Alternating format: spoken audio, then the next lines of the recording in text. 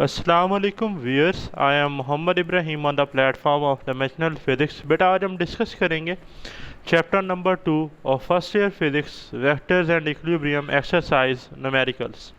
तो आइए students start करते हैं। स्टूडेंट्स फर्स्ट न्यूमेरिकल आपके सामने डिस्प्ले पर है 2.1। Suppose in rectangular coordinate system a vector A has its tail at point P जिसके कोऑर्डिनेट्स हैं -2 -3 and its tip at Q3 9 coordinate. Determine the distance between these two points. तो बेटा अगर मैं कंसीडर करूं कि ये मेरे पास P से Q एक पोजीशन वेक्टर है, तो जो Q है वो आपके पास एरो होगा, ठीक है जी, हेड होगा, और P आपके पास टेल होगा। तो अगर मैं हेड वाले कोऑर्डिनेट्स में से टेल वाले कोऑर्डिनेट्स को बेटा माइनस कर देता हूँ तो मेरे पास जो रिजल्टेंट है वो आ जाएगा। देन जो उस रिजल्टेंट का मैग्नीट्यूड होगा वो क्या कहलाएगा? Distance between these two points, जो कि लेंथ ऑफ वेक्टर होगा। तो देखें, position vector of any point A B is written as R is equal to A I plus B J. ठीक है जी, जो कोई भी हमारे पास पोजीशन वेक्टर होता है किसी भी पॉइंट पर, जनरली हम इसे लिख सकते हैं ए आई प्लस बी जे। तो इस पी पॉइंट के लिए पोजीशन वेक्टर है लेट से बेटा आर पी। तो आर पी है जी -2i -3j। Similarly R Q is equal to 3i plus 9j, 3i plus 9j। So A vector क्या होगा student? R Q minus final minus initial R Q minus R P. तो बेटा जो vector है ए, ये हमारे पास आ जाएगा 3i plus 9j minus 2i minus 3j। सो जैसे इसे सॉल्व करेंगे minus minus plus 3 plus 2 5i, ठीक है जी, माइनस माइनस अगेन प्लस, तो ये बन जाएगा हमारे पास 9 प्लस 3j जो कि 12j के बराबर है। तो ये तो स्टूडेंट हमारे पास है जी वो vector.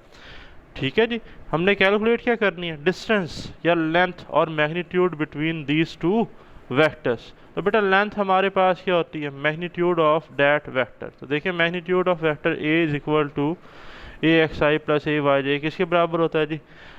X square plus Y square whole का स्क्र रूट। तो आप क्या करें जी? 5 का स्क्र, 12 का स्क्र, 5 का स्क्र 25, 12 का 144, ऐड करेंगे 169, स्क्वायर रूट को ओपन करेंगे, आंसर आ जाएगा ए 13 यूनिट्स।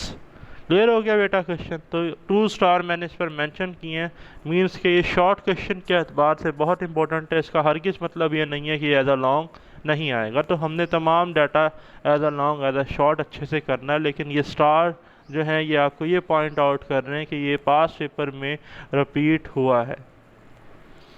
नेक्स्ट बेटा क्वेश्चन है, a certain corner of a room is selected as the origin of a rectangular coordinate system। Like जी आपका रूम है, ठीक है जी, उसका जो आपके पास कोई भी कॉर्नर है उसको आप क्या सेट कर लें एज अ ओरिजिन। कहता है if an insect is sitting on the adjacent wall at a point having coordinates. अब कोऑर्डिनेट्स बता दिए जी इसने, ठीक है जी, 2 1 where the units are in metres. What is the distance of insect from the corner of the room. तो student first of all हम जो पोजीशन वेक्टर है with respect to origin, position vector की डेफिनेशन ही क्या है? Vector describe the position और location of a particle with respect to origin. तो ओरिजिन के तो कोऑर्डिनेट्स ही क्या हैं? 0 0 0 i प्लस 0 जी। तो इट्स मीन जो पोजीशन वेक्टर है मेरे पास इन पॉइंट्स का, वो क्या लिख सकते हैं? ए आई प्लस बी जे। तो पोजीशन वेक्टर 2 1 का क्या बनेगा? 2i प्लस जे, और ये किस में है बेटा? मीटर में।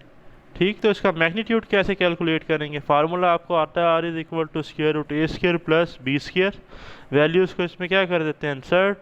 2 का स्क्वायर 4, 1 का आ जाएगा आपके पास 1, तो 4 प्लस 1 5 अंडर रूट 5, जिसका आंसर है 2.2 मीटर।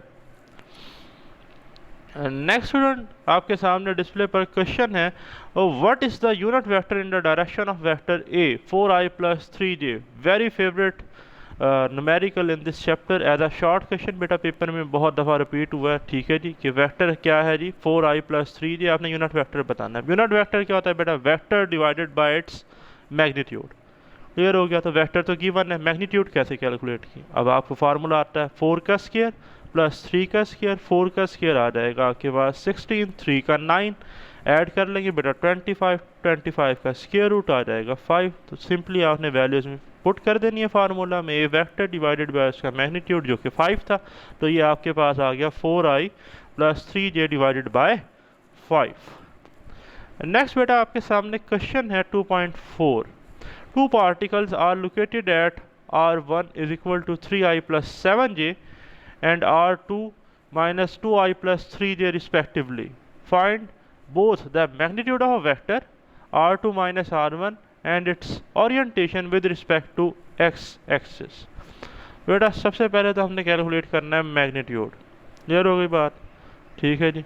तो देखें R1 आपके सामने गिवन है, R2 भी गिवन है, ठीक। तो जो डिफरेंस होगा हमारे पास, ठीक है जी, R2 माइनस R1, तो आप देखें मैं लिख सकता हूँ माइनस 2i प्लस 3j, मान में क्या आ गया माइनस, और ये किसकी वैल्यू R1 की 3i प्लस 7j।